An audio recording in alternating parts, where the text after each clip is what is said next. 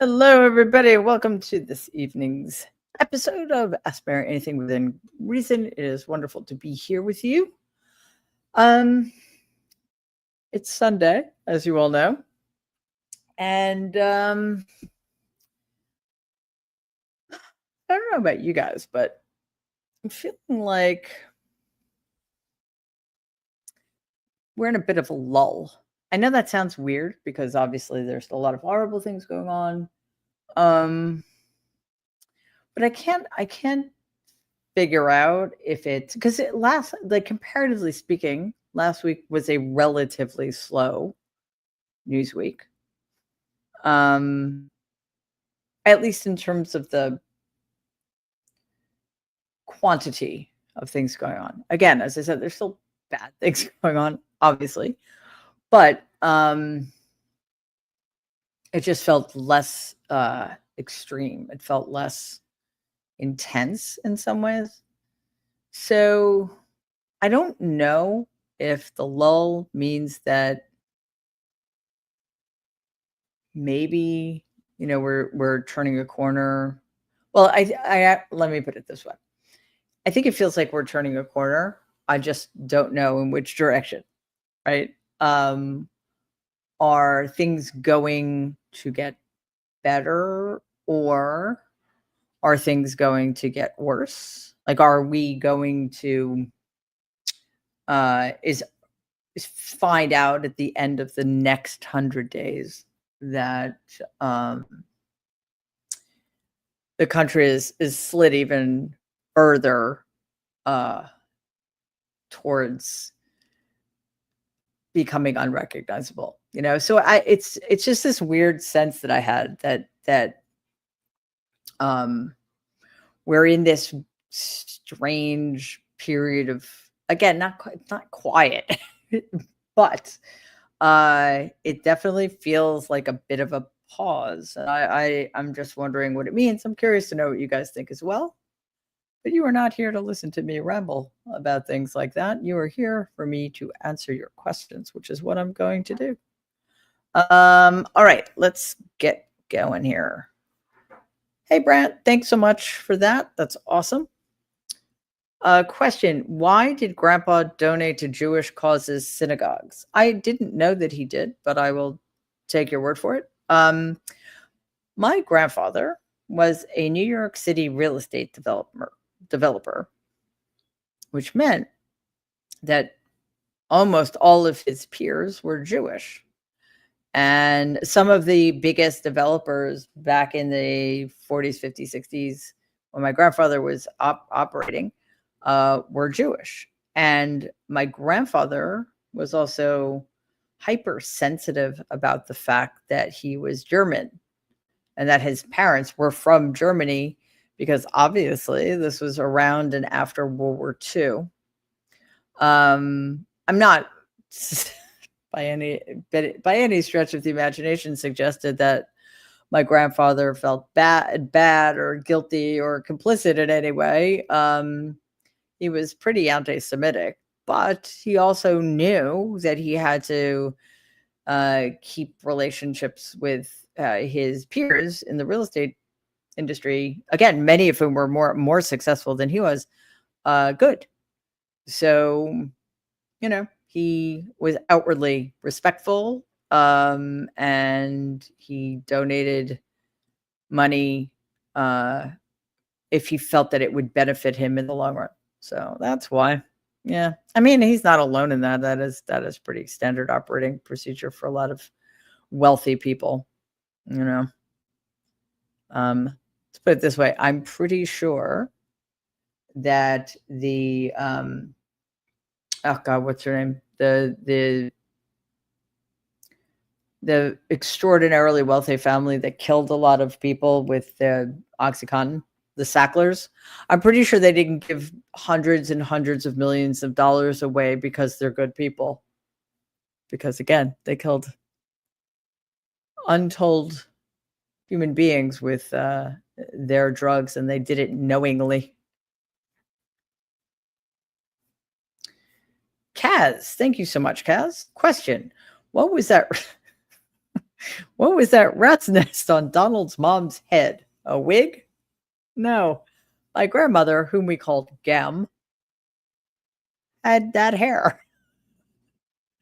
Yeah, my grandmother was a bit of a how do I put it? She liked pageantry and things to be it's I don't know, she was a very odd person. She the one hand was a bit of a martyr and was very self-denying in some ways. But she also liked to be the center of attention and she liked to go over the top in certain ways, hence the hair. Like she liked the big hair, and the older she got, the bigger it got. And Donald actually credits her, thanks, Cam, with his love of the spectacular. She was a very intense, she was Scottish. She was an intense follower of the royal family, for example. And the royal wedding between Charles and Diana was like, you would think that it was the greatest day of her life. She was very into that sort of thing. So no, it was shockingly not a wig. That was her actual hair.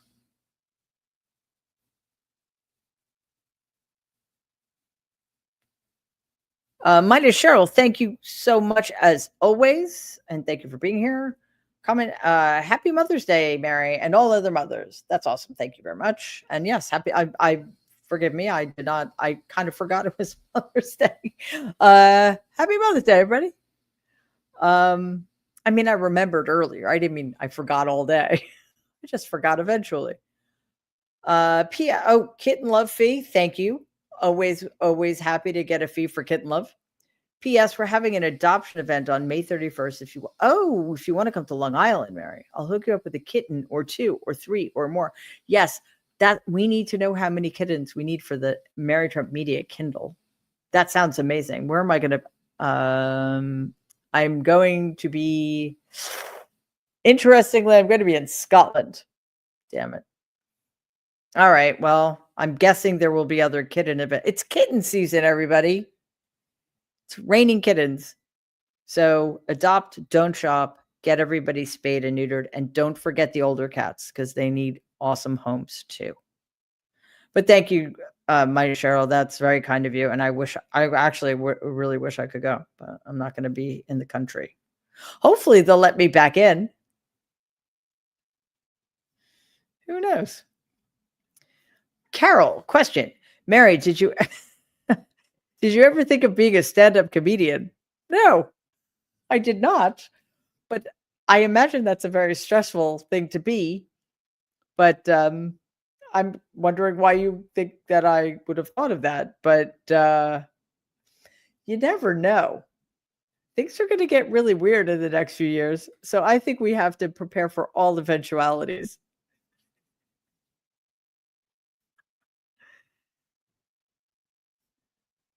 Kate, question. Does Donald actually have any political beliefs? No. Donald has no ideology.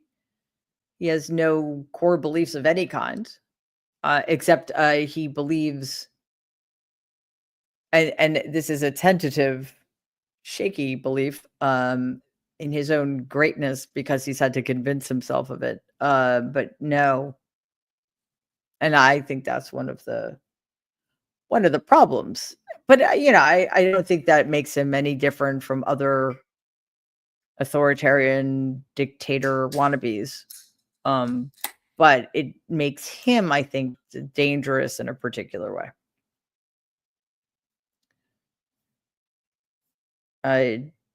Jakey Paper Dragon. It's been a while. Hey, question.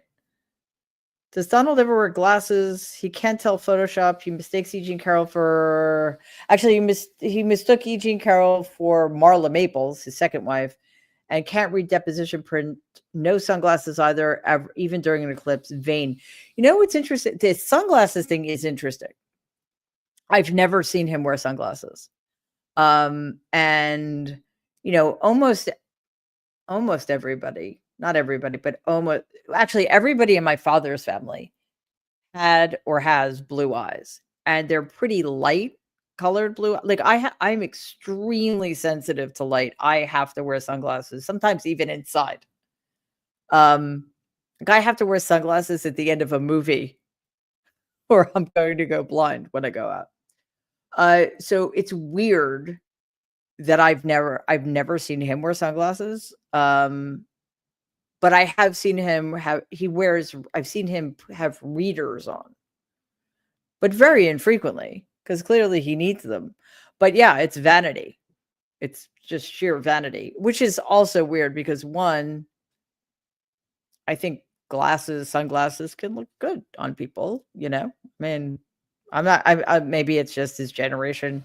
I don't know. Clearly he did not see the Happy Days episode where Fonzie had to start wearing glasses and decided to make it cool.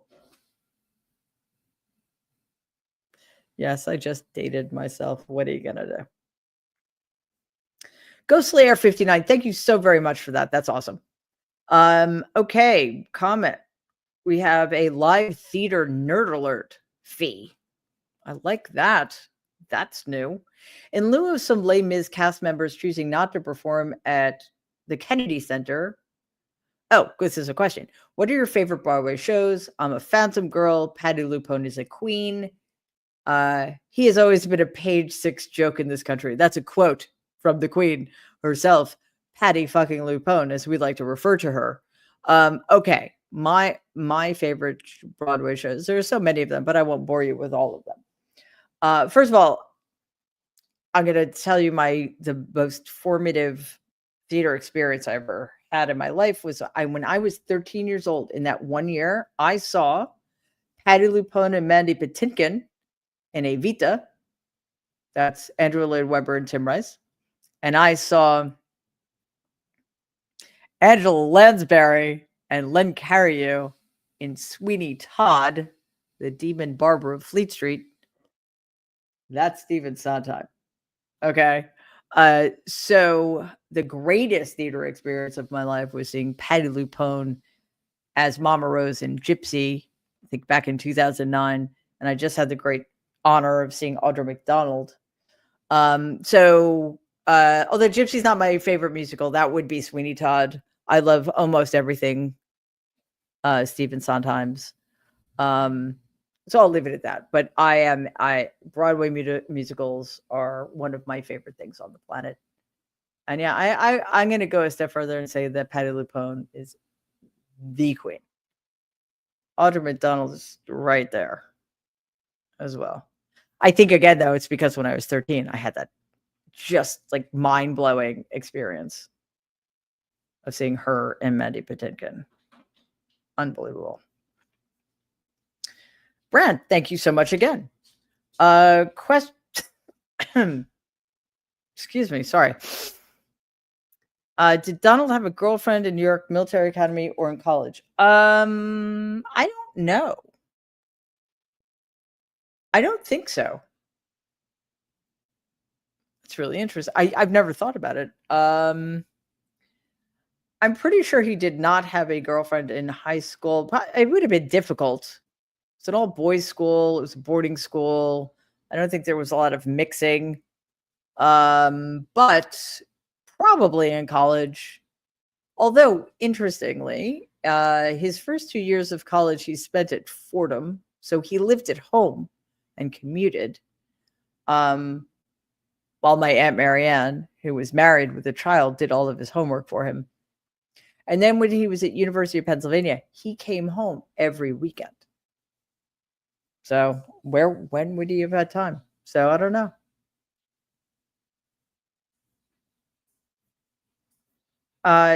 Tina, thank you very much. Question. Will you look into military order of bearing, please? Military law that everyone seems to be missing, especially with Hegseth. TIA. I don't know what TIA stands for. I'm sorry. I probably should, but I don't know if it's an acronym for something. But yes, I will look into military order of bearing. I mean, I'm guessing, just in terms of the larger question of military law, that the Trump regime and certain people in it are not following certain protocols. Well, we know that that's the case in terms of national security matters and classified documents and the use of SCIFs, et cetera, which they don't even bother. And they don't even bother using secure channels with which to communicate with each other, and including conveying highly sensitive information. But in terms of the military, I think Donald has been firing people in key positions that he may or may not have the authority to do. Yeah, there are a lot of sketchy things going on in terms of how he is just sort of gutting the higher echelons of the military, and God knows what Hegseth is doing at the Defense Department. But yeah, I will look into military order of bearing.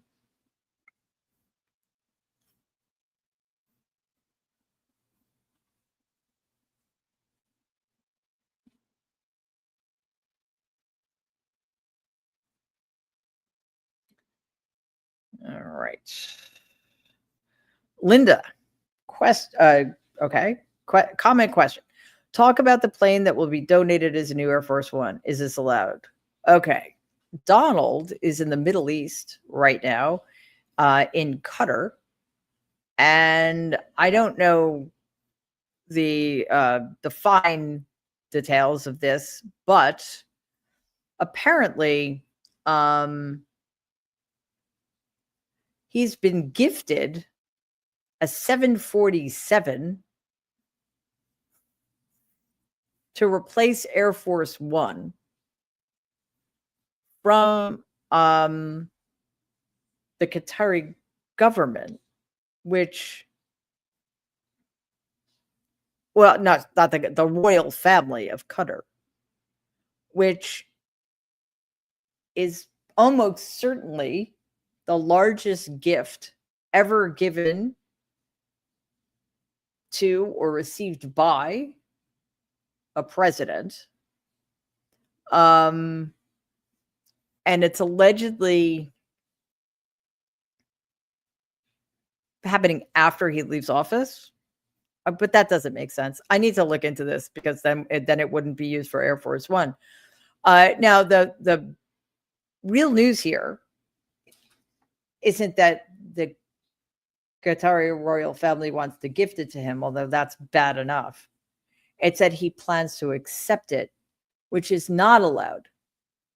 There's something called the Emoluments Clause that forbids any American president from accepting gifts from foreign countries above a certain value. I'm pretty sure a 747 would be above that certain value.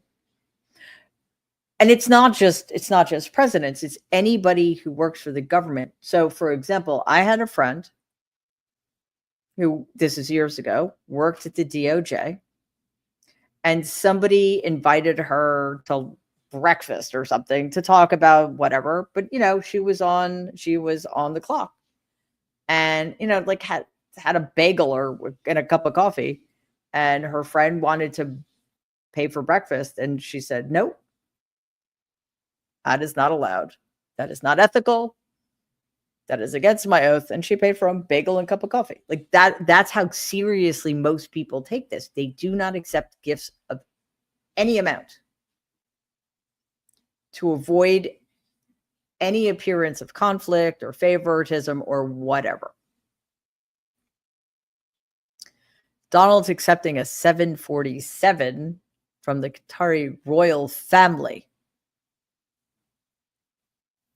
Yeah, that is not allowed. The question, as always, remains, is anybody going to do anything about it?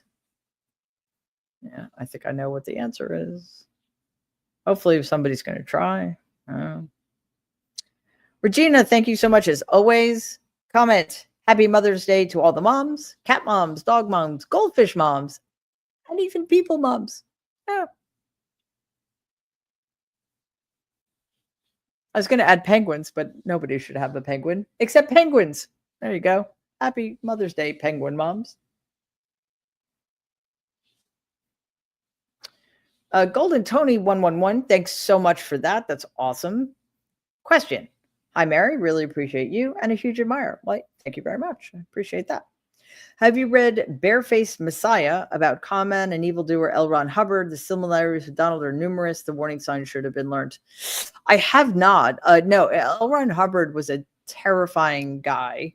He was the person behind Dianetics, and which was upon which was that the basis for Scientology? I think so.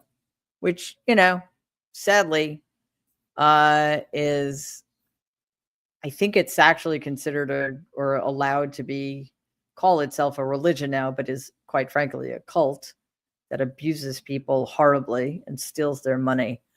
So I actually will read that book because it sounds fascinating. I find that stuff actually quite fascinating because I think not just that I'm not surprised that Donald and L. Ron Hubbard have commonalities, but I think that people who follow Donald probably do have things in common with cult members.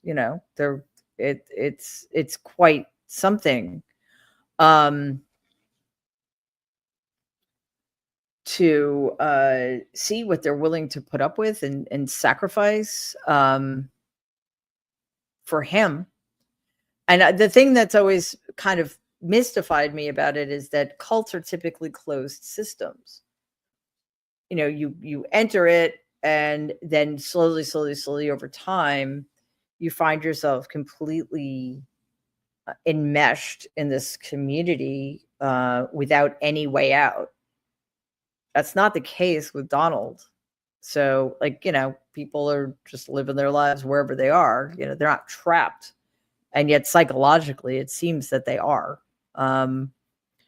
So I don't know. It's really kind of fascinating.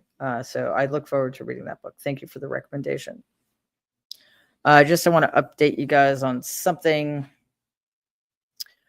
This is from an anonymous source that told ABC that the Trump regime had already determined that it's legal for the Defense Department to accept the plane and later give it to Donald's library. What is the library need a plane for? Are they just going to park it there?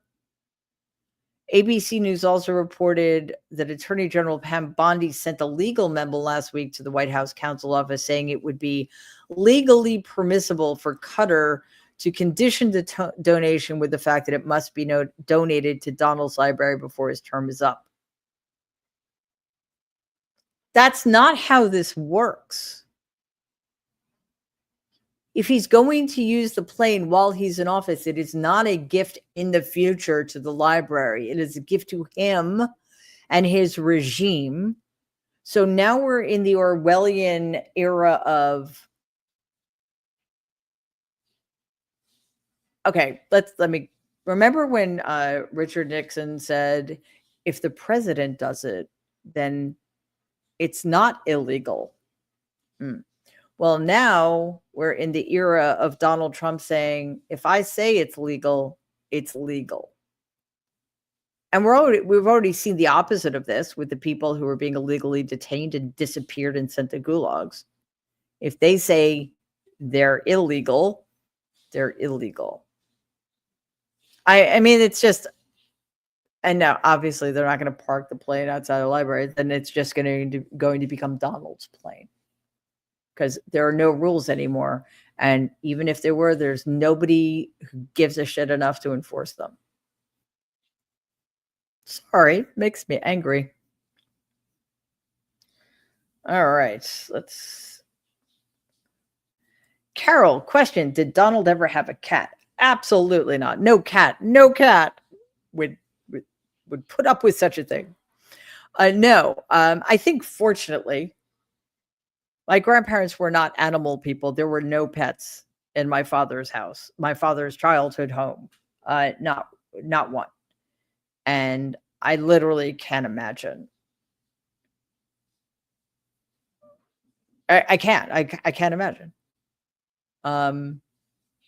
So my dad was the only one of them who, after moving out, got like as soon as my parents got married, they got a dog.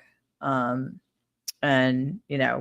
they had more dogs, and then we had cats, and then after my parents got divorced, my dad had lots of different kinds of pets, mostly reptiles. He was into reptiles. But nope, not in my grandparents' house. Never, never. Much better for the animals and the cats. That's for sure. Hey, Jude, thank you so very much. Kitty treat fees from Winston and Webster. Thank you so much, Winston and Webster. It's so kind of you to share with the future Mary Trump Media Kitten Kindle, or Kindle of Kittens. I'm not really sure what we're calling it, but yeah. Excellent. I hope you guys got a lot of kitty treats too.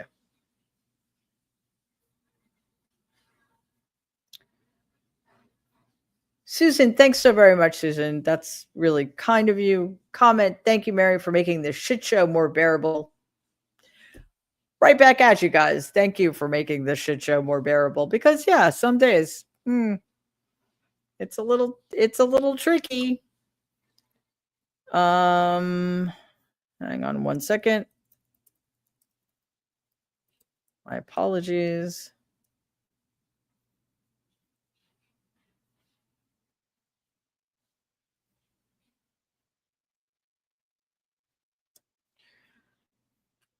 Okay, sorry, I got confused for a second.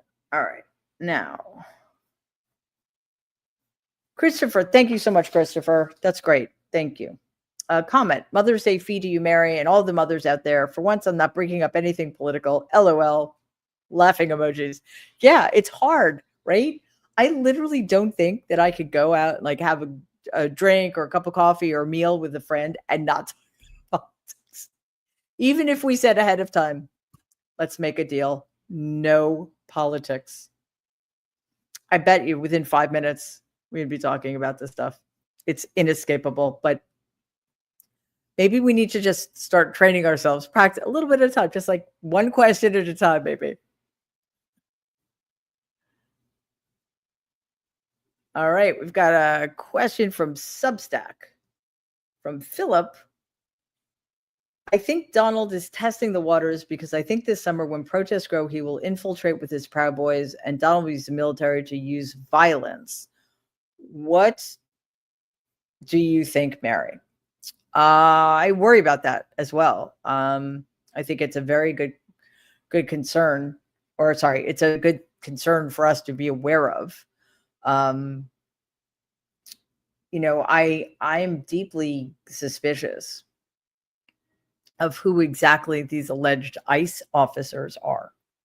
There seem to be so many of them showing up in these random places and behaving in ways that suggest that they aren't professionally trained, or maybe maybe they are ICE agents and they're just poorly trained, and the people leading them don't really care if they follow protocol or not. But remember, Donald pardoned over 1,500 people who were convicted of engaging in an insurrection against our own government. So the Proud Boy, he basically resurrected groups like the Oath Keepers and the Proud Boys and the Three Percenters. And they feel emboldened and they are empowered. So it would not at all surprise me that they are tasked with turning what would otherwise be peaceful protests into riots, or making it at least look like that by being provocative or what have you. So I do worry about that. And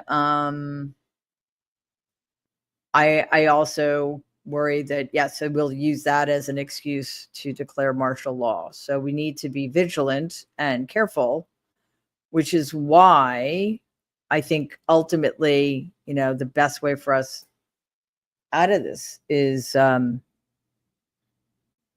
shut things down. but that's going to take an enormous amount of coordination and preparation. Okay. I like this question. Valkyrie, question. Mary, were you switched at birth? No, it's actually a much simpler. That's actually a fun way of explaining it. I have a simpler explanation. I can't prove it, but I'm sticking to it.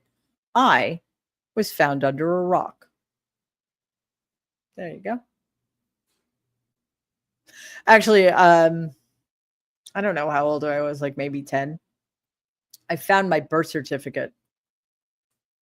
I was really upset. I don't know why. I guess I saw what was coming or knew what was coming on some level. Who knows? Paul, question. Was great grandpa Trump technically an illegal alien? No. He was an anchor. No, my grandfather was an anchor baby. Sorry.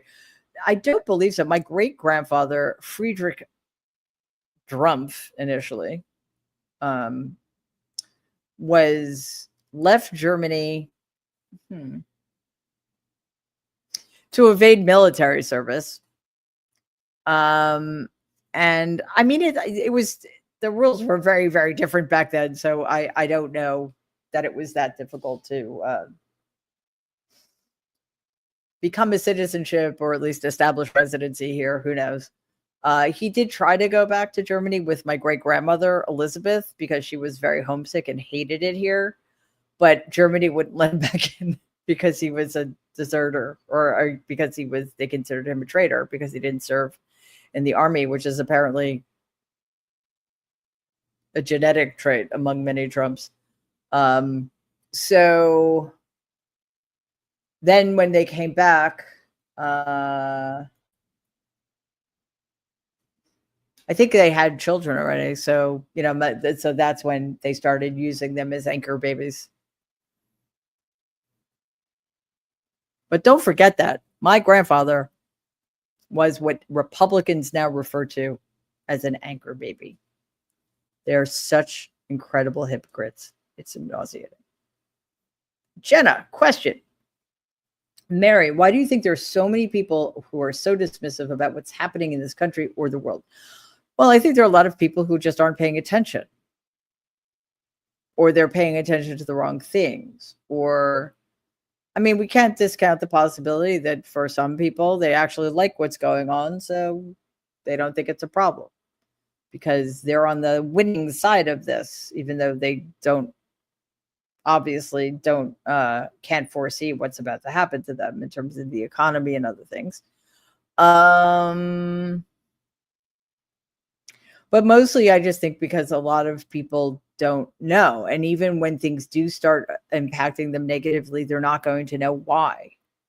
They're not going to know that it's tariffs, or they're not going to know it's because Donald is destroying the Western Liberal Alliance or what have you, or Western Democratic Alliance. And honestly, I think a lot of people are just completely overwhelmed and are just trying to get through it and just don't have the bandwidth.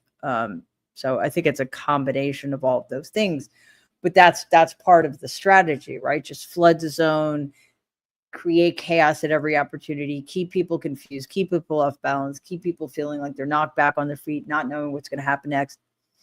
It's really hard to pay attention, or more importantly, to plan under those circumstances. It's all intentional. Leslie, thank you so very much, Leslie, for that. That is a very kind, sorry I'm late fee.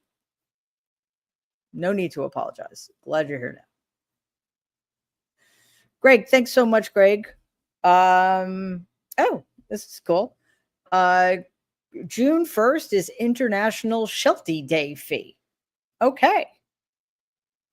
Planning ahead, because it's not June 1st. If it's June 1st, I am in so much trouble right now because I'm supposed to be in the UK. No, I didn't miss a whole half of a month. Good.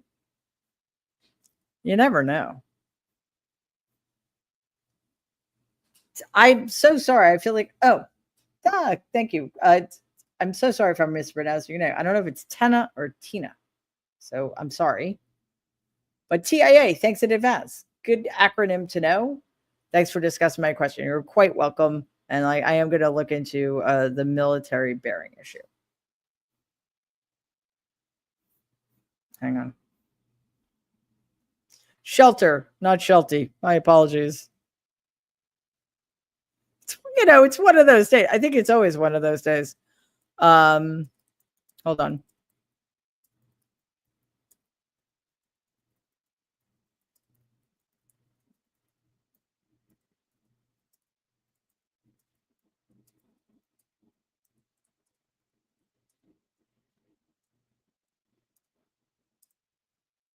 All right. Riveting stuff. My apologies. I'm also quite thirsty. Spencer, thanks so much, Spencer. Here we go. More of a comment than a question. This nonsense, quote unquote, record breaking deal with UK is A, even a deal, B, pretty much what we had before. Don't listen to bend the knee Keir Starmer's view on it either. Oh, interesting. I mean, I knew it was pretty obvious that there was sort of no there, and that Donald was just being hyperbolic because he's floundering and needed something, needed to pretend that something good was happening. Yeah, I was not aware of Keir Starmer's take on the issue, but that's unfortunate. I swear to God, I don't know what it's going to take for foreign leaders to step up and, well, not. I'm sure they recognize what they're dealing with, but just to meet the moment. Somebody, please meet the moment. Somebody with power. The gaming gimp. Thank you so very much. Mary, this is a question. Mary, in reference to his hand gesture mocking that disabled journalist, has your uncle always had a thing against those of us with disabilities? Yeah. I come from an incredibly intolerant family, and they're intolerant in so many different ways. And I think part, they're intolerant of, they're just bigoted, they don't like difference. Difference makes them uncomfortable. Or certain kinds of difference, skin color, religion, social status, wealth, makes them feel superior. Like, these are the kind of people, like, I think a lot of very rich people are like this. Because they're wealthy, they think they're better than other people. Like, that's how deluded they are. But then there are certain kinds of difference that make them feel uncomfortable. And because they don't have self-awareness, they project that onto the person who's different from them. And that is despicable. So they can't see. My view is, look, everybody has issues, right? Everybody has things about other people that make them uncomfortable. Now, the trick is recognizing that it's your problem. If you have a problem with the way in which somebody else is different from you, that's your problem to solve. It's your responsibility as a mature adult human being to work on that. It is not the other person's problem. But my family doesn't do that. They're disgusting and they're prejudiced. So, yeah, always. Just people with disabilities, people, we know that he's just said hideous things about veterans who've had limbs amputated because of they suffered wounds in the line of, they're just. And the delusional part is that Donald actually thinks that he's a perfect physical specimen. So it makes it even more offensive, actually. And I apologize, because it's just unacceptable and deeply hurtful, especially that somebody with his much power as he has, you just look at what Robert Kennedy's doing in the context of, the ways in which he's attacking autistic people. It's just mind blowing. And we keep putting people like this into power. Champagne hand. Thank you so very much. Canadian in the house. Elbows up. Okay. Question. I also had a new money grandmama and a side of the family who were capable only of golf and cruelty. Yeah. Who were your best or favorite influences while you were young and learning to be your true self? Well, actually, I had two of my greatest influences when I was young were places. One, I grew up in Jamaica, Queens. My dad and my dad grew up in Jamaica Estates, which was at the time very, very white and very, very wealthy, um, or at least very upper middle class slash wealthy. Jamaica was right next to it, but it was sort of working class, lower middle class. When I was a kid, it was probably 70% black, 30% white, segregated by Hillside Avenue, of course. But, I lived in the neighborhood and I took the subways and that's where I was comfortable. And it really grounded me. And I also had, in a very, very different kind of experience. I went to sailing camp on Cape Cod, and that's where I learned, because in Jamaica, we played in parking lots. On the Cape, that's where I learned to appreciate and love nature. So those were both like quite extraordinary places for me that I think largely helped shape me and ground me in very different ways. Anne, question, do you think he will have a parade? Yeah, I do, because who's going to stop him this time around? He wanted to last time, and he was told no in no uncertain terms. No, absolutely not. I don't think anybody's going to stop him.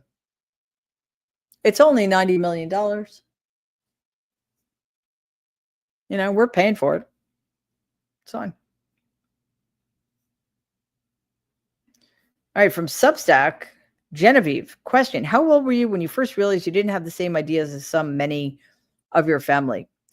I don't know. But what I will say is that I always knew, always, always, always, that I was different. I had nothing in common with these people, and they were interested in absolutely nothing I was interested in.